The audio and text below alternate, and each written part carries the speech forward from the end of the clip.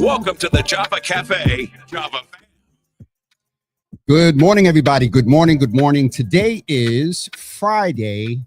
Oh, shoot. Friday, August 8th, 2025. I didn't mess up. I still have my months-long record for not messing up the date. It is a special Freestyle Friday, a Boston Poly edition. I have a young man coming into the room that I have known for, I believe, decades. And it is a special a brew of Java this morning. So I'm going to ask you to do me a favor. Make sure you go and hit that like and share button because we're going to discuss some Boston politics, get some information, education. You know, there'll be some little, a commentary and opinion there as well. But please do me a favor and go hit that like and share button and ask folks to come into the room around this very important conversation. There is a lot of context that will be given around why my guest and I share some opinions around this election. We'll talk about the D7 race. We'll talk about the at-large race. We'll talk about the Sarah Ann Shaw Roxbury branch of the library. There's going to be a lot to discuss today. And as you all see, I have on a red shirt. And I know at some point today, this young man, who I'm going to get him now once and only, and probably throughout the whole show, he'll get me. We used to share similar hairstyles, and I still kind of got mine. So with that being said, I see him. Yo, the bald shaming? Are we bald shaming on a Friday morning? How do you going to put, so you took all my thunder in the fact that you put the S word there. Once you put the shaming in, now I feel bad. I am not, but you're my brother and you know us in love, and you and I have joked about it, but it goes back. I'm sitting here thinking of how long we go back, Calvin. We go back to when your brain were down to like, yeah. So that is 2 decades plus. And so first of all, we started off messing with each other. I want to give you the opportunity. First of all, let me expand the introduction. He's going to tell his journey, so I'll try to keep it 50,000 foot level. Young man I met back in 2002. I believe I was in the hall, not in the hall yet, but prior to that, I put in the description today. He's a political strategist, but he's also an activist. And that is the space that I met him in, working then with Chuck Turner some years later, and involved with unions. This man can cut a map and get your universe together real quick. And that speaks to the political strategist, but he is rooted in community, from community. And we have often debated. This man has been very, and I never told you this, Calvin, or said it publicly, and I say it to others, but I think I've taken for granted the influence you've had on my politics and some ways that I move. I know it, but I don't think I've ever articulated it to you or even like publicly. And so I need to give you some flowers, sir. We'll do that toward the end. So anyway, this is a good brother. You all are in some good hands today. We will share facts with opinion and commentary. But Calvin, please greet the folks, say hello. And this is an easy one for you, but I know the context will be grand. After your introduction and saying hello, wrap up that with one word for Boston Poly right now. Oh, okay. First of all, shout out to Chuck Turner, man, who you mentioned. Shout out to another prophet, Nazia Jones. You know what I'm saying? I got the Avengers shirt with Nas, you know what I'm saying? Schooling the Avengers, letting them know the world is yours. You know what I'm saying? That's our guy in the middle there. But Jimmy, man, I gotta start by saying my brother has been beautiful. I'm 40, so I've known you now longer than I have not known you in life. It's dope to see where you at, Mr. Media Man. It's from the beginnings of COVID and getting info out to seeing you walking around Methadone Mile with the iPad strapped to you doing on-street interviews to then seeing this setup here and the Java mug, man. Straight up, man. I appreciate you, man. We could do that. We can do that at the end because there's some more flowers I have to give you. And again, you're making me turn red. So great. I'm Calvin Feliciano. I'm a political operative. I'm from Boston. I'm from the South End. Shout out to the South End 54th Regiment. I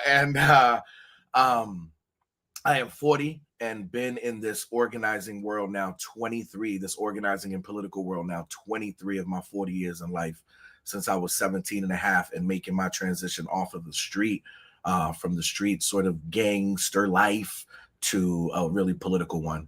It's been a blessing. It's been a real blessing.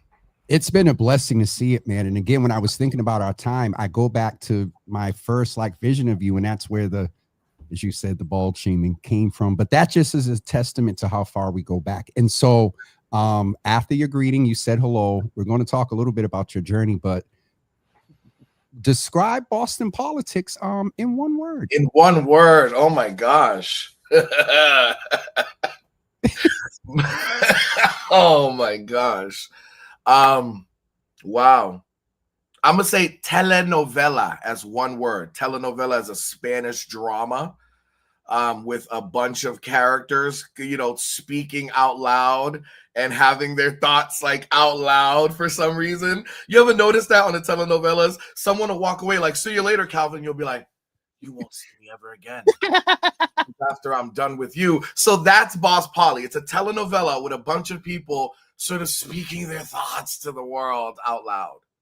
And everybody has a right. Everybody has a right to opinion. With social media, as you said, we, with our phones and cameras and all that other stuff, there are a bunch of platforms with a bunch of opinions. And let me just sidebar and say, just on some other stuff, there's room for everybody. So Calvin, you don't have no idea what I'm talking about. But so you said telenovela. We'll go into your context in a minute, and you gave some of it. First of all, I've had the pleasure, and you've talked about it a little bit, at 17 years old, going into the space of activism. You had the opportunity to serve with Chuck Turner. Can't say Chuck Turner without thinking about you and Darren as well. But away from the politics, and you alluded to, gangster type life, from 0 to 17, like, who was Calvin, that gangster context? Like, tell us, because one is, I believe it's your first time on. Two, I think it's important for a population that we desire to speak to understand that your life experience informs a lot of where you are now. And there's a lot of commonality with a lot of the population that we want to make sure that they're aware of a lot of things. So from 0 to 17, not the politics. Don't go, Calvin, you cannot go into the work. When I became word. Okay, go ahead. Born in a bean. I grew up in a very sort of Puerto Rican black neighborhood, probably 70-30. There, very proud neighborhood in the Villa Victoria in the South End. Single moms raised me, beautiful woman trying to do her best, right? Doing this, trying to do the church thing, trying to do the things. But unfortunately, we get caught up in the project life. You're born and, you hang out with the kids in the neighborhood, and you're in a housing development, has a name, right? So then we're all searching for that, right? So then you're sort of clicking up according to this name of this place that has value in your heart, and some other kids from that same place. And so boom, right? And then, very early on, you have issues with kids that are in this other area at like 10 years old, like, I am from here, they are from there. We have drama over something 20 years ago. Bodies dropping on one side or another yearly for decades over something foolish a lot of times. And so that's what we get caught up in. So I got caught up in that. Don't lose that thought about where you were there and got caught up in that. But I'm going to extract everything from you while I have you here in points of wisdom. There's a notion that, now the young people are, 10, 12 years old and they're carrying guns and whatnot. What I heard you just say is there's nothing new about this. This was going on, with all due, decades ago. Okay. So you're there, the Villa, you had this association just by proximity of where you live and whatever. And that brings up a whole nother point about you had no control. Go ahead. Sorry. Yeah, Boston's if people know like the Boston street scene, it's a very like neighborhood. The gangs are different in that it's not like we're Bloods and we're this. It's like, I'm from this street, or I'm from that projects, you're from another, and we have drama over that, and the hat scene, right? You could pull up like 90 hats and tell somebody exactly where they're from in Boston by what other team's hat they have on, right?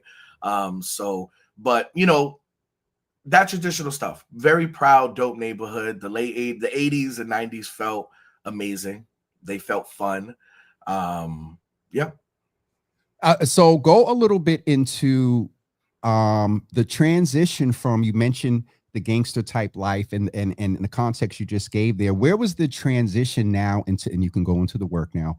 What happened at 17? What sparked this activism in you from that experience to being in a space now to where you're addressing maybe some things that I said before, you know, a lot of our brothers are born into situations just by where they live. They're pulled in just for whatever. You then flipped it and started addressing things that lead to the worst situation from that reference point. So tell us about the transition from 17 to getting into this space of activism. Yeah, you know, in 2002 in the summer, my older cousin came home from jail, and he was a legend in the block. And you know, that person that you look up to, of like, I want to be like him, right? Mad peace and blessings to brother Giz. And you're like, I want to be like Giz, right? I want to be a legend at some point too. And one day we were hanging out on the block, and this white dude come through the neighborhood who turns out he works at Teen Empowerment, and he just stands out in 2002 in the summer. He just stands out like walking down the block, and I'm like, who's this dude? And my cousin knows him. He sees my cousin, and my cousin's like, look, he pulled in front of me. It really shocked me. He said, man, you got to get with my little cousin. He'll be deader in jail in 5 years. And I was like, damn, brother, you're going to tell this white man my business like that? Like, how are you? It was shocking to me. And then the dude gave me a flyer like, oh, man, we're hiring teen empowerment, youth organizers. You should come through. And I was always a hustler who kept a job, right? I've worked at the dollar store on Tremont Street. I worked at McDonald's up on Newberry, that joint, you know, where Sam Goody and them used to be. So I've always kept a job so I can keep a paycheck in my pocket. You said McDonald's on Newberry first. I don't think no, not Newberry. Mass Ave. Okay. Yeah. Oh God, like right near Fenway. You know what I'm talking about? Like you could walk there from the South End pretty easy. And you said like, Sam Goody. You took us back just a little bit. Go ahead, sir. Yeah, but so damn, where was I? Teen empowerment. That's the transition. Yeah. So they were like, we're hiring people. And I always kept a job. So at that time I needed one. I'm like, no doubt. I went, applied, you know what I mean? I was always a leader, even within my crew. I have those characteristics. I'm blessed to have those. I can facilitate, I can hold space, I can lead folk. And so they quickly hired me. So my first year there, I'm like half in the hood, half in politics. I'm a youth organizer. So I'm still pumping in the hood. Like I got Bud, right? Like I'm in the gang and da-da-da. But I also have, I remember one time, like 10 months in, I was talking to somebody and they were like, yo, for that, da-da-da. And they were getting some weed from me. It got a little 3 for 20, you know, a little small thing in the hood. Gave them a little 3 for Twinkie. And then I'm like, yo, by the way, make sure you come into this peace conference. And I give them a flyer and I'm like, yo, the annual peace conference, we're demanding youth jobs. We're demanding summer jobs. We're demanding this. Like, make sure you come out and show love. And people were like, yo, what is this drug dealer activist shit? like, what is this? It was just funny, man. So, and then after a year, I had to make a decision. And I just was too hooked on the political, man. I loved it so much. Too hooked on the political. It moved my heart more than anything else. And so I gave after about a year and a half, when I was almost 19, gave up the streets and went hardcore political. It's so interesting. And again, I'm going to extract all I can from you. There's this notion, Calvin, we've heard people say, I'm not political. I'm not into politics. And some of the Carlos and others have had this notion around, if you flush the toilet, you're political. If well, and comes out too. If you send your kids to your local school in the school district, you're political. If the stoplight is out, you're political. And so I just wanted to, if you could just speak to some folks for about 30 seconds about the importance of these type of conversations, and in these times, from feeling like your vote didn't count to, you know, a lot of the mess, and we're going to get into it, a lot of the climate in politics. And if you could talk specifically to Black and brown men, how important is it that they participate in this political process? Because at 19, you said you got hooked. And we need Yeah. this generation, not saying that they're all not. We need that more of that energy. Man, you're so right. And I was cuffed by dope black and brown. And when I say brown, I don't mean I don't mean a shade, right? I mean like urban Latinos when I say brown. Yep. People out there. It's like I was so cuffed by those men, from Chuck Turner to Felix Arroyo Sr. It's not senior, but we all say senior. To people like Bob Terrell and Julio Henriquez, man, and God bless those two last brothers' souls. And so you mentioned Carlos. I love seeing the stuff that y'all have done on this whole thing around black men's mental health, man. We need each other to be able to rap each other. And one of my boys had this dope quote. He said, men need to be held and women can't do all the holding. Like, we have to figure out how to hold each other and be in community with each other and uplift each other and let each other know, right? Like when I was young, if you cried, violence had to come out. One of my uncles used to say conga, which is like bam. And so whenever things were happening, your mom smacked you up and you crying, he would then run like conga, conga. And then the thing is, you had to punch a wall ill. And so as I grew up doing that, boom, punching walls, I love it. It like feels good on my knuckles, you know, and it helped me in like fighting times, very heavy-handed. And so we have to learn, man, that we can cry, that we can hold each other, that we can feel, that the more that we do those things, the stronger we will be. And so I love that. And then adjacent to this stuff, I know we'll get into later around activist beef. Shout out to the brother Carlos Henriquez, man. You know, like we've known each other a minute, had some smoke last 6 years over dumb political stuff. And I just want to say all blessings to you. Your dad was a huge mentor. When I first got off the street in 2002, I remember speaking at this thing in the South End, and we were railing against the T. Like how you take the 49 bus, spend tens of millions of dollars to paint it silver, cut out the damn lines that service black and brown folk, cut out the Chinatown line. That shit used to loot. Remember that? Cut out Chinatown, cut out the hood, and spend $50 million calling it a silver line. What is this? And then the two brothers pulled me aside afterwards and were like, you're our kid. Like, you're under the wing. And it was Bob Terrell and Julio Henriquez together, because people, you know, they were big into like transportation planning, holding the T accountable. So they happened to be at this thing. It was in like what we call Lower Roxbury. But it was, and I spoke at it at like 17 and a half. It is amazing to hear the references, and the flowers given to the brother, our good brother Carlos Enriquez, who's had a huge influence on my politics. I also have to acknowledge that piece about, you know, the combos Carlos and I have had and others. You and I, let's go back during COVID. It wasn't on screen, but you remember Man Cave? Yeah. It was epic. Yo, Man Cave was, so what we did during COVID real quick. Was we would get brothers together. They would allow to be on screen in Zoom, and we just held a space for husband, single.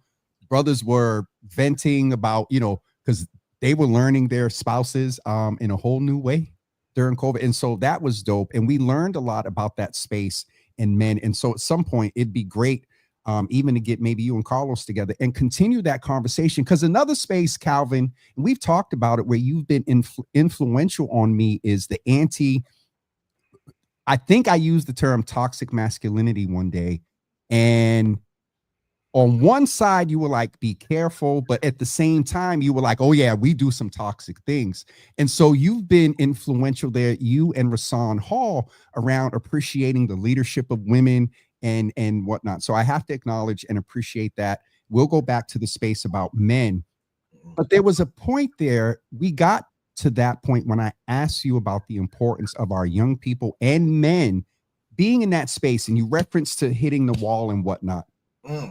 With where we are now, and we can talk about the climate and transition into that, with where we are nationally, and some what was the old game with the things that would pop up, the whack-a-mole? Some of that popping up locally. Do we need that same energy that you talked about when you were angry? A lot of our brothers and sisters and people in community are angry. Correlate that to the energy needed right now to still participate. Yeah. Well, like, think about it in my situation that I was saying, like, if you're angry and so you're going to do good in school so you can buy your mama a house and get out the bricks, smart. If you're angry so you're going to punch a hole into the house that you live in, stupid. right? So it's like, have the anger, but like, where is that channeled? Is that channeled on violence on our children, violence against our goddesses, right? And not to be overly binary, right, against our partners, but I'm talking specifically about the goddess in a minute. Like, you know, like, how are we showing that? Is it showing other young men that crying makes you a sucker? Like, how are we expressing in anger about the situation? And are we doing that in ways that are smart, that help us, that help our kids? It's so important, and I think I wanted to extract that anger piece and you know, shifting the energy into being involved with the, you know, political process. And so let's go there. Nationally, sir, we'll get into the telenova context for the Boston Poly, but nationally, where by your observation, where are we, Calvin? And tell them people stop texting you because they see you on screen. No, sir. Man, you know, I don't know. I was just telling somebody yesterday that I have never in my life felt more detached from the sort of Democratic Party than now. I just have never felt more like, damn, man. You know, I think we've gone real soft, and I don't love using soft after the conversation about masculinity. Yep, understood. Yep. You know, it's just like, man, you know, we have to be able to realize that sometimes we got it wrong. And I have tried to play the political game. I play it now. I see the harm reduction in it. I see how important it is. But too often we just have, you know, like, I mean, you look at the Massachusetts congressional delegation, you got like 3-4 conservative Democrats on that, right? That might be Republicans in other states. And it's just like, yeah, I don't feel like they're talking to us in a real way, not on Black and brown issues, not on working class issues. It's gotten so unbelievable. One of my friends on Facebook had this funny meme that they showed. He's like a birdie bro, but it was a really funny meme, and it said like, the people, we want affordable housing, good paying jobs, safe streets, Democratic Party, hey, this billionaire supports gay marriage. It's like we're asking for these deep things, and they will it's been so unbelievable. And I remember last year, and it haunts me because I really wish Kamala would have won so much. I told people that I know in swing states to vote for her, Pennsylvania and Florida mainly, to vote for her. I didn't. I couldn't bring myself to donate. You know, with what was going on in Gaza, I just couldn't bring myself to. And I really wish she would have won. I know that that's harm reduction, but sometimes you push people so far that they actually will go against their own interests because they cannot morally. I just could not. Seeing everything that's happening every day, for instance, in Gaza, and then being like, that day I was going to give them $50 or $100, that could have never happened. You know, that was never going to happen. And I think we're at that point where a lot of people just lost faith in the party. So that is within, and I think that sets context for where we are now. I believe from what you're saying, and that was a huge issue for this election, and a lot of reason why the Democratic Party and Kamala and you know, herself coming off of being vice president with the Biden administration did not get the support. Things are very interesting post the election with this current administration. And so let's go there. That was the internal. We got to take care of things at home within the Democratic Party. There's a notion out there now that, you know, for me, it's beyond party. I'm deregistering and I'm going as an independent and whatnot. And the messaging, the messaging is off because the foundation of what we're doing and where we're going is so fragmented right now. But anyway, I won't go too deep into that. So externally, because of what happened internally, there's a lot going on, Calvin, where there's erasures of our cultures. There is the ripping off of Medicaid, Social Security, rights around equity, a lot of spaces and places that you were active in that here in Massachusetts set a national stage.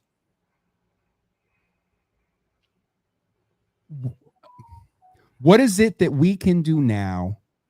Tip O'Neill, and you're familiar with this statement. We'll transition from national to local. All politics are local. Right. There is this sentiment. I don't want to put words in your mouth. Let's transfer to the local. You said telenovela? Telenovela. Yep. Telenovela. You said that Boston politics right now looks like that. Give us some context, sir.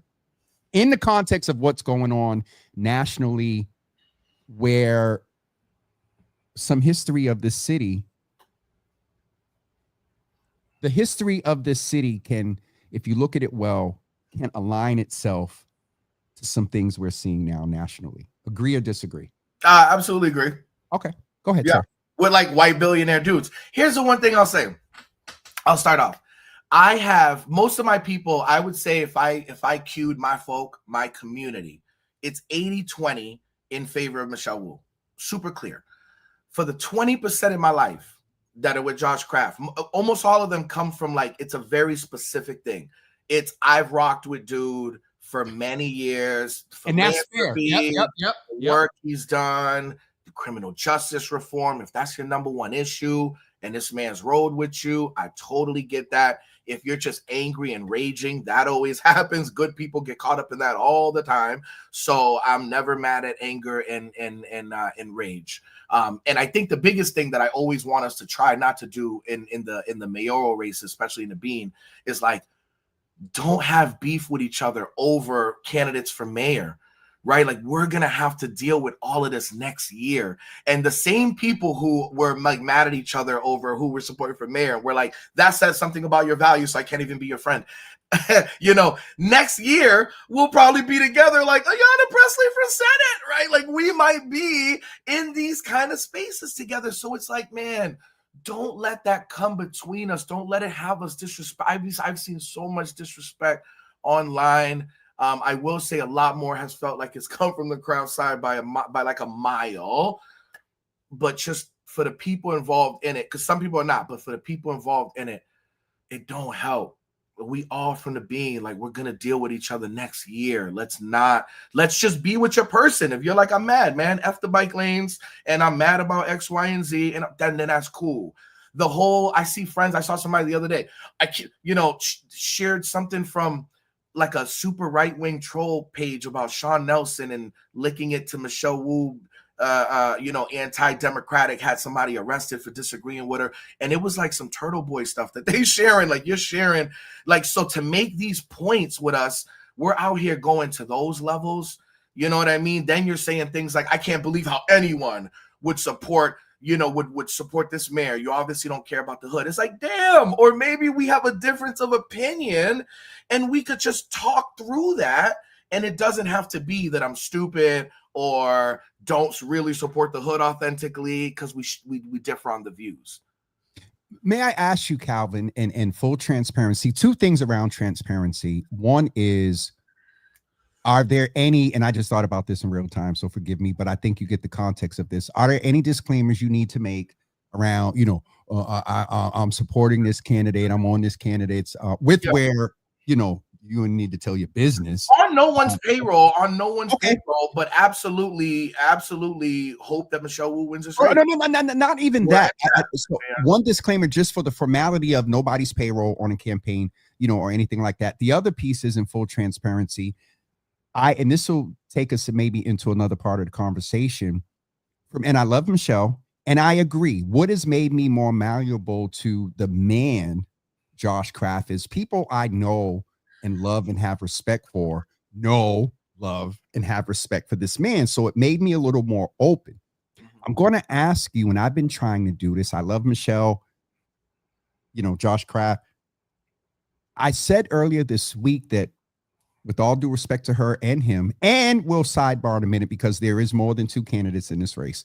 The bigger picture, Calvin, when you talk morals and values, I have had to struggle with the fact, I think sometimes people like you and I, ignorance is bliss. And sometimes I've added this, awareness is stressful AF, because we have this intel, experience, and knowledge, and we see beyond sound bites, we see beyond commercials, we see beyond posts, we see with what we have going on with these three candidates, yes, the two main top, and we'll talk about Domingo in a second. Do you think it's bigger than the candidates that's online? And it's this notion, this came up in 13, old and quote unquote new Boston. Right. Can you speak a little bit to that? I mean, politics makes strange bedfellows. So, like, I know people that are black Boston, that are anchored in it, pro-black, not sellouts, people that are good people that care about their people, who are with Josh Kraft, right? And then I also know that I am willing to dare say that 9 out of 10 conservatives in Boston, Republicans in Boston, the Ward 16, the Ponset crowd, that's good. They're gonna go with Kraft too. They're running. Man, can we teach some history? The Ward 16, the Ponset spillover Dorchester crowd, its origin comes from where, Calvin? What, Marty's crew? No, not people. Oh, yeah. Ward 16 was a transition out of places like Old Colony. Sure. But also it's Cedar, it's that area, right? Marty comes from there. I'm not saying Marty's with Kraft, just rumors of that, but like, I'm not saying, I'm just saying that crowd, right? That Ward 16, close to Ward 13, it's the Savin. Can we tell people? I'm trying to go with that's a spillover from Southie. Sure, but what's interesting? The white folks over there have always had beef. They get together. They don't go to jail, right? Because they're white, so they've gotten that privilege. An Irish judge looks at them, right? They worship some of these Irish judges who look at them like they're kids, so they don't go to jail for it. But if Beantown back in the day, the Southie Irish and the Dorchester Irish got war, and they would meet up in them little playgrounds all around Morrissey Boulevard, and they would have rumbles. People would be injured seriously, and somehow almost no one goes to jail. Where versus if we did that in like Roxbury, they'd be like tasing and macing an entire city block, right? And 800 kids would go to jail. But but I'm just saying that the conservatives are going to vote for Josh Kraft, right? Like I think that. So it just makes interesting bedfellows because it's the conservative piece too, but my point that I'll just state and drive when we talk about old and new Boston in the context of what I asked you about national politics, that area generally, not everybody, but there was a time where people that looked like you and I couldn't walk over in South Boston. There was a time where white men were the only elected officials, and they were, in systems in power where people that look like you and I and our sisters and marginalized groups did not have access to positions and power and whatnot. And I've been saying this beyond the candidates. Do you think that can we take for granted that we have this incumbency? Can you take for granted that we have the poll that put Michelle at a third, that put the candidate that presumably shares our morals and values ahead 30%? Do you think that's something that we can take for granted, given the national climate? And though those Dorchester and Southie folks beefed, when it came time to vote, block voting, when it came time for supporting candidates that don't look like them, were they still beefing? So there was a lot there. Sure. No, they weren't. They were smart enough. And that's what we have to do. They were fighting with chains, busting each other's heads in William Day Park on Morrissey Boulevard, and then voting for each other that same year. Their parents were completely politically aligned and helping each other. And then we're on some more like we got to have activist beef for 20 years because of something or because of a candidate we supported. Calvin, okay, so a little bit here. When you talk about the activist beef, you were around in the renaming of Nubian Square. Yes. The square. Response. By the way, I gotta lay it down like this, yo. Oh my gosh. God help me. And I hate to put somebody's name into it. But No, as much as you can. Just this is authentic. I just have to throw in there. I don't, because I don't want to say it and then like it'd be like taking credit for the whole thing. I gotta say that without me and Darren at the table, that there would be that vote would not have gone that way. Chuck calls me early 2019, hits me and D up.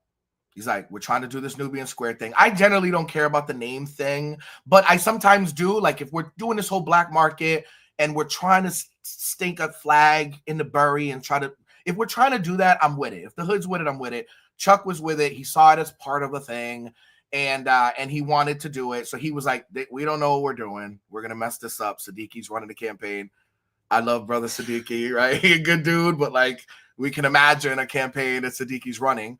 And he asked us to come in and take over. And we were working with Jumada and the family of Nubian Notion, which we love, by the way. We did it for Chuck and Nubian Notion. Like that made me fan out. Like, wow, I'm gonna be with the family and like help them do this thing.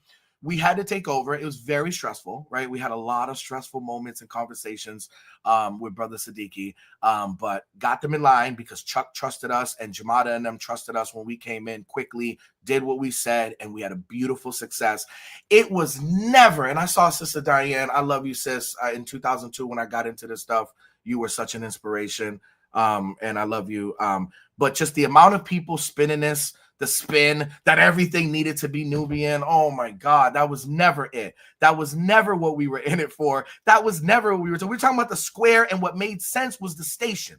Those were the two things we talked about, the square. And if we do this, China Tyler said she'll push for the station because it's a state thing. Kim Janey was going to certify us and help us, and we were going to do the thing locally, and then we were going to do the station. It wasn't going to be that this was Nubia, that we were going to like change every single, and that we can't honor Sarah Ann Shaw. And if we wanted to later on, we couldn't have Madison Park be the Chuck Turner Vocational School. And you telling me we can't make something else be like, come on, stop that, man. Mel King and come on, man. Gloria Fox, we can't, what, Dimmick's Health Center can't be the Gloria Fox Health Center, has got to be the Nubian. We were never in it for this obsession. Man, it's crazy. And my point, Calvin, is, and I had to say this to someone, that our generation may have not, we understand the concept of Nubia and Nubian Square. This generation, it's a general statement. My experience with some of this generation is the concept of Nubia and Nubian may not be as relevant to this generation that it was to us. A name of a person that you can research, a woman, a Black woman on a Boston Public Library, is huge. So I just, I there was a lot there. And when you talk about this, beef and stuff, a lot of times I'm like, folks got beef, but I'm looking, I don't see no cows. Yeah, it's not beef, it's just whatever. Okay, so I'm happy that we sort of went there only for the extent of affirming the fact that you're not some fly by night coming in and just you've put in some work. You know this community and have had impact in this community. And so that's why, and I'll be honest with y'all, me and Calvin was planning this episode how many months? Years, yeah. The timeliness of this, I think, is so important. That one, what we've extracted so far is you're rooted in community. Two, you talked about the importance of residents taking anger, whatever your issues are, whatever, and turning that energy into participating, whether it's with a candidate or issue. We got that so far. The other thing is the acknowledging. Can you clearly? Do you have any concerns about Old and New Boston when it comes into this race on a 50,000 foot level? Not candidates. Yeah. I think in all races like this, and this is an example of one, Old Boston is seeing like power chipped away. They're seeing these like more and more, these like liberal women of color talking about equity and yada, yada, yada. And they just see it. So any chance that they get at what could be considered harm reduction on their side, what can be considered stymieing what they're trying to do, they're always going to take those moments. And I think this would be that moment. And just like I so respect anyone who's mad over bike lanes, over white state, or whatever you're mad about, man, I respect that. And you don't like Michelle Wu, all good.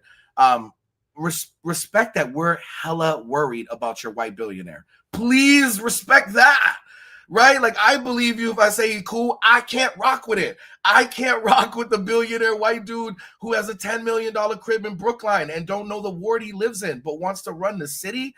I have a wild, I can't rock. I'm sorry. And like, it doesn't mean that you're wrong. It doesn't mean that you're bad, but we can't rock here.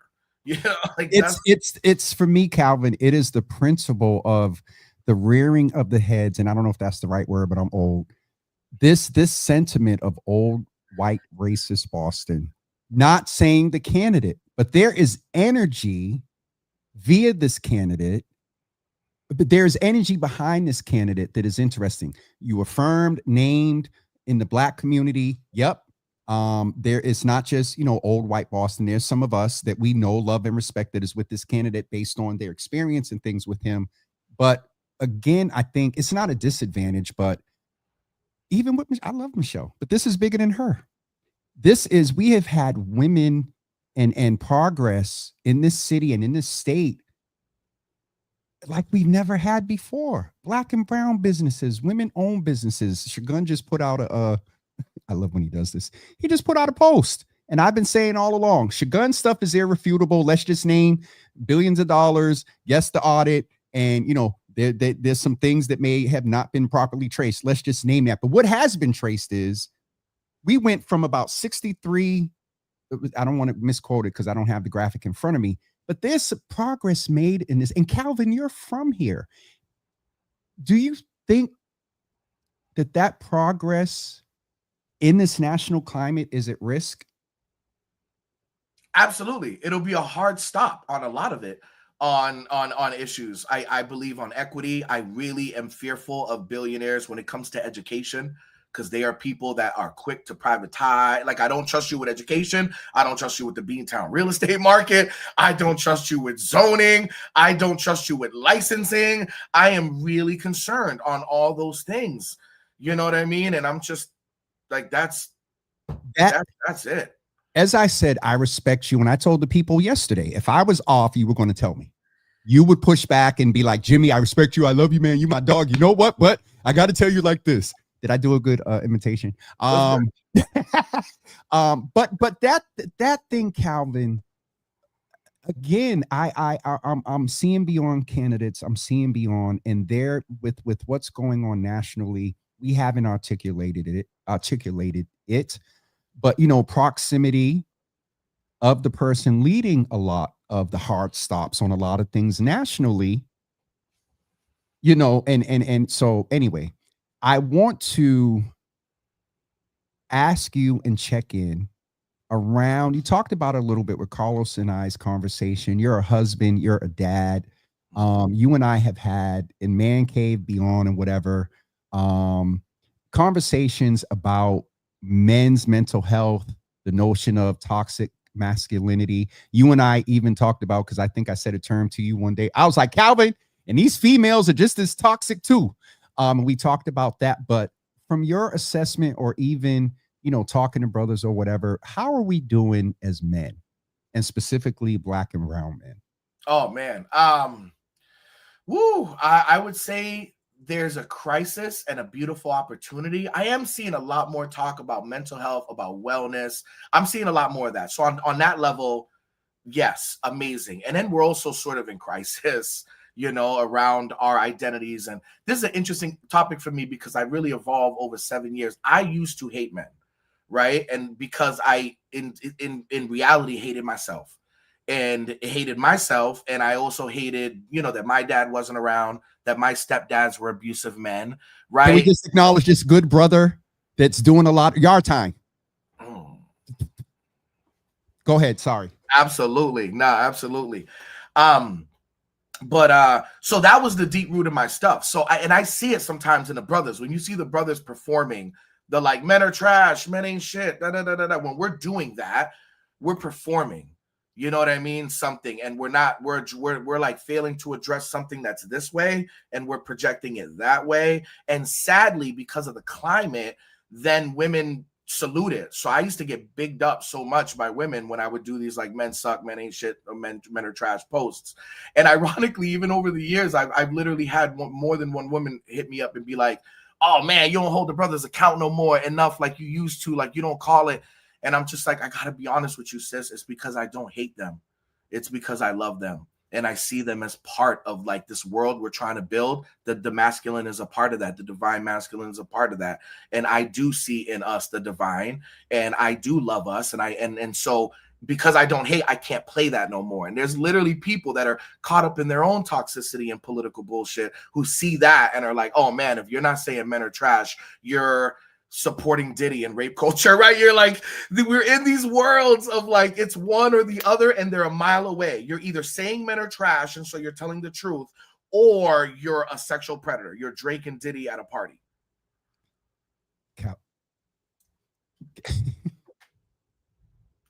This is not After Dark, Jesus. Shout out to Hannah Levine, who's over from the IOP, the Berry Institute IOP at Salem State. I can see her on Instagram. Calvin, you can't see her here. Man, I love her. There's so much there to unpack. One of the things that I have to identify that you said was you shared that you had felt you had some hate for yourself, and so that's why you were hating. And that term hate. That's why you were essentially saying you were hating other men. I've heard that notion when it comes to us killing each other. While we're one of the safest cities, while numbers are low, where numbers are still active, the numbers are still active. Whether they're low or not, they're active. If you had the opportunity to speak to kings in the context of the hate, in the context of the love we need to have for ourselves as individuals and the love we need to have for ourselves as men, black and brown men, what would you say to that population? And you used to be a youth worker in the whole peace conference and whatnot. What would you say to that population right now? Damn, man. I'd ask if you loved yourself and make the pitch that you should love yourself. Like you're not at fault for whatever happened when you were a little kid. You're not at fault for the work. Like, you're not the worst of things you've done. You matter. You have value. And like, if we can't tap into that inner love, that self-love, then we'll never have it for anyone else. And then I can take a life easily. I can take a life. We're always so willing to, so quick to go there. Have you ever gone there once? You know what I mean? Where you fire a gun, you know that it's cool and feels great, and you would want to go there again. And like, when we have that little value, I remember, it's funny, I have an OG, shout out to Danielle Williams, who back in the day in 2002, we used to go at it, and she used to be like, these kids need self-love and da-da-da-da-da, because, you know, I was 17, 18, and she was a 40-year-old OG and had kids my age. And she would be like, it's about self-love. These kids don't love each other. I'd be like, man, it ain't about no damn self-love. Give us a job. The Boston Miracle wasn't about self-love. It was about, if I'm working, we safe. If I'm not working, no one's safe, right? Like, but even though I sort of believe that if you just pump brothers with jobs, literally, yo, pick up trash on the block. If you just put mad jobs out there, you will see crime plummet. That's absolute fact. But there is this other thing about like us building real harmony and being in like peace in our communities and at peace with ourselves. That's the stuff that the job won't touch. That mental health and wellness, that's where that connects with violence prevention. And I know that's been your jam forever. That intersection of violence prevention and mental health. Boom. That's the missing link all the time. We talk about the jobs, and I'm all with that. I've done that all my life. I get y'all. What I'm finally realizing, and I started at like 33, 34, so don't feel bad. What I'm realizing is that self-love and the mental health connection to that is the strongest link to that. So on that point of the strongest link, Calvin, there is a notion that the past 2 minutes of your conversation, when you referenced earlier about the term soft, that, you know, addressing this and whatnot. And do me a favor real quick. Balance divine masculinity with this spoken and unspoken notion of a man loving himself and loving another man. One is not pause. Two is not gay. You said it was one of the strongest links. As a straight man who is married, who is a father, who is an ally and affirming to me, how are you holding your masculinity and still addressing your mental health and taking care of yourself? Can you walk and chew gum at the same damn time? Absolutely. And, you know, I do that being in community with men who are in that work, who are looking to improve themselves. And we are together, and we do hold each other, and we do cry together, and we're processing traumas together, and we're doing all that together. And can I just say, it ain't no funny business going on. Come on, Calvin. You know why I've held brothers in my arms. I've held brothers in my arms dealing with trauma, crying through their trauma. And some of us in those rooms are queer. Some are heterosexual. There's a very large spectrum there. Okay. And, yep. And we're holding each other. And I never worry about what that brother is when I'm holding a brother. I've held space for men. I've been blessed enough the last really 2 years to be able to hold space for men that are doing that. And I'm holding those brothers the same way. I've held brothers close to my heart. And I've been with brothers as they cry, as they shake, and it's real. And we're doing that work. We're healing like a mug. Yeah, we out here healing like a mug, bro. And that's part of what gives me this hope, is that we're in this crisis place. We got to figure this out. And we got to know that canceling is not accountability. Like, those aren't the same. Nobody's canceled, man. I pray for my enemies at least once a week. I'm like, and not may God take care of you, may God handle you. No, may he bless you the way I've been blessed, man, the way I'm not the worst of my times, and you ain't either, regardless of the worst that you've done, you know, like, not canceled. And we can be accountable to the wild stuff that we're doing, right? Like the violence against the goddess, man, like the rape culture, man, like that's just too wild of a culture, you know, like we're like being held account to that, and now we're uncomfortable with it. And it's just like that's a realness. And, you know, queerness among men is as old as the idea of men, you know, like it's just not the way we think about it, and like that it's some new thing, that like, oh man, in African countries or in Latin America, we never did this. That's not true at all. That's like the wildest. And people think that like by allowing less church, or by allowing less men or something like that, you're making people gay, or you're like having these kids be queer. They're all queer, bro. So many of them are queer. Okay, listen. So many of us were, and you hide it because society says you have to, and like now these kids are freer, and so they're like, "Yo, let me tell you this thing," and like, I'm with that. It's just like we can facilitate that and let them be free and understand they're freer than us, bro. It's so first of all, you don't mess me up in a few spaces. One, that holding piece is needed. To be able to embrace, to be embraced in a safe place by men. That is absolutely needed. And it's a space that is, for many, is not fulfilled. The other thing is I have to be my authentic self. And I was having a lot of, and I know that, you know, the term is used interestingly so now, and I endear it in a certain manner. I had some pause when you were talking from, honestly, Calvin, a protective state. I don't want you to deal with, yo, Calvin was on Java with Jimmy, man, and he was pumping that shit and da-da-da. You know, there was a couple of times where I was like, because while you say that, you know, in 2025, and I have to give some credit, you know, not some credit, I have to give acknowledgement to, in some spaces and places, you know, queer community, gay, whatever you define, no definition, can be their authentic selves within our communities. Calvin, since November, it ain't just the straight, racist, frail, small penis white men that have become more emboldened. Or almost said something after dark. Some of these big swinging brothers and stuff that look like us that have become more emboldened to just not let people live their lives that really it has nothing to do with you.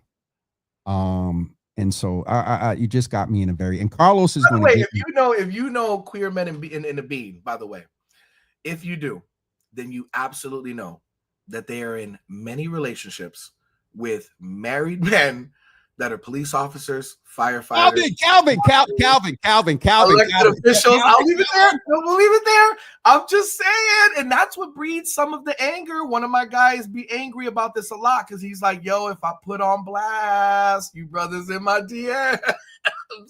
That's a real thing. Just throwing that out there. Calvin, we're going to get ready to wrap this up because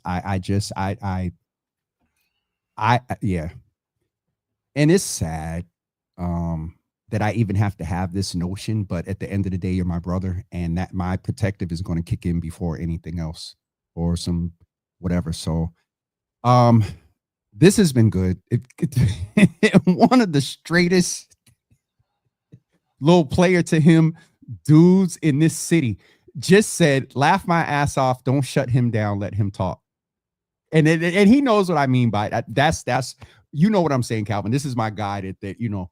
And for him to say that it means a lot. But it's a lot. So anyway, we're in a whole different space. And what I was going to say about Carlos, oh Jesus, Nia came. Oh God, So we got from City to Nia Grace saying, let Calvin talk. Calvin, it's instantaneously you started talking. My first thing was get him off. Because we're still not safe saying these things. By the way, it's not safe in even saying that men aren't trash. Like I said, I've been called to account by women on that. It's not safe to be saying this. There's going to be brothers, the Hotep brothers out there. They're like, you see what I'm saying? They're trying to sexualize black and brown men. And it's like, bro, like y'all look wild right now out here. Like y'all look so wild out here. And that those things come, but we gotta be speaking truth to power, man. Truth to power. I agree. And that's one of the things that here, yes, there was some politics and whatnot, but one, I said I was going to extract every damn thing I could from you today about men, mental health, this whole piece. Folks are really going in. Brother Stan often talks about, mental health as well. And so this was good for me. The point I keep getting ready to make with Carlos was, I realized that there are a lot of real end time breakthroughs that I be having right during these damn conversations. And so it's Carlos is watching, or whoever that therapist was that was watching the other night and is concerned about me. I'm good. Thank you. But no, Calvin, you went in. We talked about some things that were good for me, but most of all good for community, because you saw in real time two brothers, affirming one another, being real about issues and talking about their mental health. You know what I mean? And these spaces are needed. And that's one of the main things that I'm always getting after these conversations, that thank you. My nephew watched, or Carlos said that somebody hit him and said a father pulled his daughter in and watched that convo. So I appreciate you. Yes. I appreciate that. We went in the mental health space, but I also appreciate the political piece, because what you just said a few minutes ago about speaking truth to power, there is so much information in politics. There's so much misinformation about us as men, what we're doing and not doing, what we need to do. And so that truth to power, I view it as a difference today in talking with you. We spoke truth to our power beyond candidates, more around where we need to go forward as a city and as a people. So I did not know. I love that, man. By the way, since we're talking about black men, I feel bad. My brother just popped into my mind. Can I make a plug for like my favorite at-large candidate in Boston? Not if they ain't gonna send me no check. I talked to him about sending a check, but they amazing. Put it in the private chat first before so I can see what you're gonna say. But again, we should Calvin. I'm just saying, somebody to watch out for. I just want people to watch out for this brother. Go ahead. All right, good. Marvin Mathlier. My guy, small business owner. He owned Ula Cafe, which nobody ever I didn't know that either, by the way, till like last year. Owns Ula Cafe. My man's a Marine. I think he's gonna break the curse of black men getting on the Boston City Council at large. He's about to break that. It hasn't happened once, by the way. Dave Halbert got so close. I think this brother is gonna break that ceiling. And Henry broke it for a man of color, black and brown. He did break it for a man of color since the 60s. And so that is, and I'll be transparent. I said, Calvin, well, who's he? And not that we got to know everybody and everything, but when you've been around a while, but I have to say that Calvin, again, you all heard him. Calvin ain't getting behind no candidate that, doesn't share the morals and values. And so I am planning a D7. We didn't talk about D7. I am planning a D7 pop-up. And also I probably will do an at-large pop-up, send out the slots, and they come in, they get 7 to 10 minutes. I was going to say 5 to 7, but 7 at large, definitely 7 to 10 minutes, but that is happening soon. After the whole vineyard time happens. Oh, there we go. Okay. Yeah. Right after everybody get back and really getting ready to pay attention to this primary. And so that was allowed or whatever. But again, it's on the strength of you. You know what I'm saying? But I'm looking at some folks this at large. And can we real quick, though it's D7, though it's at large, those seats aren't just about the individual races. Can you talk a little bit about the 13 votes? And just a little bit, because what time is it? Jesus, Lord, it's 11:01. Do you agree with it? This is the strategy, Boston Poly, little petty political side. Okay. There's a belief that Michelle is going to win. Nobody's taking that for granted. It's going to be a fight. I think so. I think it'll be close, and I think that'll happen. And that, thank you, because I said September is going to be a determining factor. That poll gave 30%. Maybe by September, it's going to close down maybe 20 with the top two prime. And we didn't get a chance. Let me pause and give us a chance to give this brother some love. There are more than two candidates in this race. Can we just talk about Domingo for a minute? I love Domingo, man. You know what he did? Domingo unfriended me on Facebook. Calvin, don't, man. What's up, bro? I'm your brother. I think he was mad because I didn't support him on like the at-large races. Here's what I gotta say: that's a good brother with a good heart who's gonna do a lot of good, has done good for these kids, and would do good. My issue is though, he doesn't have a political ideology. Can we just and I hear you, the strategist is coming out, but just the reason I wanted to mention him is because I don't think it's fair that you and I understand fundraising. We understand when we get into these debates and stuff, there are certain tiers that you have to be to, qualify and whatnot. That came up with the Maha one, just an acknowledgement. See, Heath is in the room, and there's another conversation happening with kind of. How did Kim Janey raise 85 racks? How did Marvin Mathlier, who you just admitted not knowing, a lot of people don't. He's been in the vet spaces. He's a Marine. He's younger. He's new to the bean, right? He's not like from here. He grew up in New York. So how did that person raise 50? It's sort of Calvin. Hold on. You know that I'm Boston bred. What is it? Boston bred, and until I die, I'll be Boston dead cells. You ain't. How long he been here? A grip, like over 10 years of adult life. Yes. Okay, all right. He passed. It sort of does say not. I don't mean corporate checks and all that BS. I mean, how are you? It does say something. If you can't even rally, broke people give the most money. Bernie Sanders is taking money on $16 donations. So it does say something about your support when you can't raise $2,000. It's embarrassing, Calvin. You're speaking from the strategist point, because to give balance, how this happens with people like Calvin and I, we're not looking at necessarily a person. We're looking at strategy and just the facts. Folks are going to be blown away based on what I just said. With all these wonderful people that love and know Josh and Cena's good work, from a strategist standpoint, what the hell is his team around him thinking? And so the strategy of it, I just want to be fair, because in the context of me mentioning Mingo, I just don't. Yes, they're going to be the presumed top two, but by a mile. And the Mingo gets 3%, that would be ill. Like if he cracked. So mayor of Boston, a Cape Verdean man who's an entrepreneur, who was a form. So anyway, so we deviated there because I wanted to give that brother some respect. Right before we went to Domingo, we were talking about crap, I forgot. We've been all out there today. Right before Mingo, we D7, no? We were talking about what I was going to ask you, away from their individual votes as at large and districts and whatnot. We're going to talk a little bit also about the fact that how we got here. Michelle is going to presumably win, but I think on the other side of strategy, there is an intentionality to restack that council based on votes. And what I mean by that is Frank Baker. Come back up. Everybody knows Frank Baker's politics. Comments that have been made have been disparaging toward women, people of color, Protestants.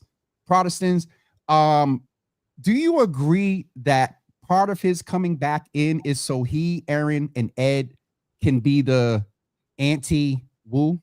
For sure. Okay. Or make it and be the pro Mayor Kraft, right? I mean, yes. I know dope pro black people that are with Kraft, and unfortunately, it's a weird bedfellow. Frank Baker's going to be with Kraft, right? Like those are. When you talk about the ideology and the values and morals, this is what Calvin. This is the stuff for me that the dots are connecting, and I'm like, either folks don't see it, or they see it, and whatever.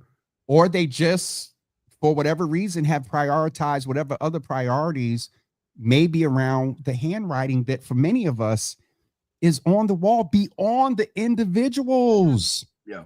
Also, don't ever let other people or a candidate change you from your values. I know one thing that happens that I see happen to progressives a lot. You run a progressive campaign, you get smoked, right? And like you're shunned by the progressive community. Now you're mad at that community. So then now something that might have been your value, you'll then go against that. So for instance, I do have people that are on Team Craft, that criminal justice. And you know what? I hear he's certified in that community. Thank you, sir. I come from that community as a juvenile. Thank you for all that work. I hear he's certified there, and I respect that. But I also know other people who are so upset at, for instance, Markey Kennedy and how that went and the role that progressives played in that race. And then you're like, I don't love these people. So now you almost want to be against them, even if the person is someone you would have rallied behind. And that's why I say sometimes we'll look corny when we're like, you suck and you suck. And the next year we're like Team Ayana together, which I bet would happen if she was running for president or senator. We'd all be there. You know what I mean? But then we let you. So I'm always about harm reduction. I could not like someone and I'm going to support them for that. Here's a bombshell I'll drop. Here's what I heard in 2022. And I love Tanisha Sullivan. I think we have a great relationship now. In 2022, she called, right, help, and I was helping behind the scenes. Boom, right, because love her. What I heard from several people is that she didn't like me. People are like, Tanisha don't like you, which is fine, right? Like I'm annoying, trolly little brother, right? Like I'm not surprised that on that part. the sister would not like me, right? So I never disliked her, but I heard that a ton. But when a bunch of people said, this is a brother you should talk to on this race, she made the call. And me knowing that there wasn't a doubt in my mind that this woman's election would have been so good for my people. Those got to come before anything. Oh, someone doesn't like me, but it makes sense that they're going to win, that they're going to do something good. I want to be a part of that, right? Like I want to help. Like, oh man, progressives shunned my candidate for city council. Fine. Like we agree on something else. Next year we'll agree on Ayanna Pressley, right? I feel bad throwing this sister out there so many times, but like that's an example of one that we're going to be united on. Black and brown Boston, we're going to be lit if that happens. And like, so we don't have to disrespect each other all crazy. Or we don't have to go against our own values because you're mad and resentful about something else. Resentment's the devil, man. And Calvin, that's the thing, along with the handwriting on the wall, because we're strategists and because we're, operatives or whatever, some backstories too. And it's like, really, bro, you really doing that publicly?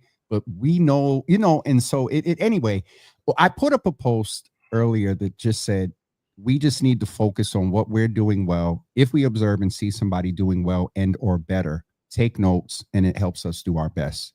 You know what I mean? And to that notion of us just, Carlos said this to me, or Darren, about in politics. What is it? There's no such thing as permanent enemies, or what is that? There's no permanent friends. There's only permanent interests.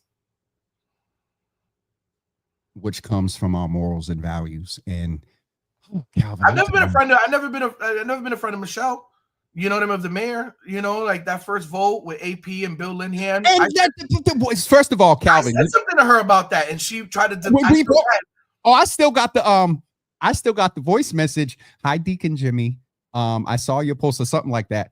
So first of all, troll a little bit. You remember in 21 when someone posted my post about her voting for Billy? I was supporting Michelle, and they was like, James, we need to remind you that you wasn't always, so supportive. I said that the other day. Right. But we still got. If anything, you should trust me for that, because I wasn't a supporter back in the day. I had issues early on. Twice. Right. And then in 2021, I was with Kim. I talked to her early on. I said, yo, man, if Kim's not in, if that doesn't happen, Marty, Biden, Kim, if all that doesn't happen, rocking with you. Yep. If that happens, I'm with the goddess. I got to let you know, because Yep. I've been with her since day one. If for some reason Marty gets picked and Kim's the mayor and she says she wants to run for reelect, I'm there. I stand on that. If not, I will be with you. I said that in 2021. And we weren't rocking with each other the 8 years that she was on the council, because for me, it's just what's better for my community. I don't care that I like you or that you like me. I would have thought that over incumbent mayor at the time, if Marty was running for reelect, I would have thought Michelle would have been harm reduction. I would have thought Kim Janey. I thought Kim and Michelle and Andrea were very similar. My thing was more like Kim's the OG from Roxbury. I love her. I look up to her for 20 years. I met her in 2002. That's the OG, so I'm just going to be with her. But they weren't many differences between them on policy. Like they were, you know what I mean? And so so if Kim wouldn't have been in, I would have been with Michelle. And this time it's not a single thought in my mind. Even with what I hear from my friends in the criminal justice world, I'm like, I'm so glad he did that. And I respect that you are with that, and that's your number. You hold that near and dear to your heart. And I'm with that. I respect that. I can't at all. For me, let's call it with question as to what's harm reduction for the hood. It's not a question here. That is him and his work. And with all due respect, it's a thought, so I'm going to say it. The Orange Man down at 1600 Pennsylvania Avenue has a whole czar around criminal reentry. What's the woman's name that you got all that going on, but yet and still you cutting Medicaid and taking out the African-American music. So two truths can be the same at once. And again, it's not disparaging him as an individual, because a real lot of it is, again, to what I said before, it's a, you're in a circle, and let's be 100. Michelle's had this critique. Your inner circle informs, and that's a critique that can be potentially applied to both sides. And that he as an individual may be great and done all that stuff, but one of the other concerns is the people whom you will surround yourself with, and that pack and all that. Calvin, get off of here before I get you in trouble. I ain't gonna lie though. I like one thing that pushed me a little closer to her in 4 years. I ain't gonna lie, is the click. I do love the Shoguns there. I do love that. No, not. I ain't talking about. I'm talking about not so much individuals, but there has been this sentiment of and I used to say this back with Marty. Who is advising him? Who's it? So the point is but Shogun is one of the number ones that I said is irrefutable. His work, it's on an Excel sheet.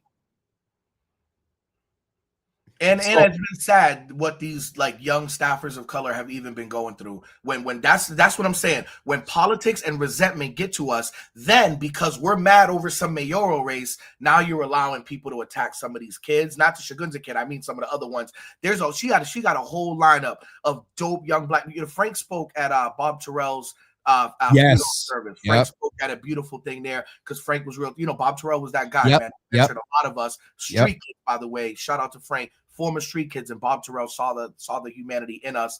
But they were supporting him. So I saw this whole lineup of young men and women and that work for the city. And one of them is like my nephew. Shout out to Joe, aka Jay. It's a whole inside. Yep. One of them is like my nephew. And it's like, yo, man, I see those kids, man, and it really warmed my heart to see these kids 21 to 27 doing their thing. Shout out to CC Graham. And I see all these young people and I like that, bro. And I like seeing my man Frank be respected. I like seeing Shogun respected. I love those things. And so even that makes me feel like you moving in a way enough that this is no-brainer to me. This is a no-brainer to me about what to do here. And I don't mean to say that the people with the other side have no brains. I get where you at. I'm just saying for me, this is clear. I think this is the harm reduction. This is the harm reduction. By a mile, by the way. By a mile. And don't let them have a beef. And by the way, if anyone loses their straight, we're going to be dealing with murder in Roxbury, Dorchester, Mattapan. We're going to be dealing with that for a long time. By the way, safe as we've ever been, like, and they're amplifying it more. Somebody just asked me, like, is crime is there a real major uptick or not? There's the slightest of uptick, but it's being amplified to hurt the incumbent mayor. That's for political reasons. Not that 30 lives is a good number. That's 30 too many. But when a lot of us were getting involved, when the Boston Miracle was happening, it was almost 150 bodies. When I started getting involved in the early 2000s, we were having 70 to 85 bodies out here, young men out here, dead, and the same number of non-fatal shootings. So to say that somehow 25, 30 ain't a world of difference from 90 or from 150, knock that off, man. Knock that off. And we agree, and she says it all the time, and I say it. One life lost, blah, blah, blah. We got to own the fact that even though the numbers are small, lower in general, where they are still active are in certain pockets and concentrations within our hoods. And so there's still a canyon of improvement, not room, and a canyon to be done. And so that piece around, harm reduction, everything's not perfect, who's advising and all that other stuff. You talked about permanent interest, and all that I've heard throughout this is our improvement as a community and us and what it's going to take toward another area where you had influence. some years ago you put the picture up of, what was it? Equality, Mm-hmm. fair, and equity Yeah, it was with like the kids on the crate. The crate. Yeah. Yes. And that, Calvin, man, this is good. And it's 11:17. This has been good, man. And thank you for kind of making sure we end, because if I got off of here a few minutes ago, I would have been jacked up.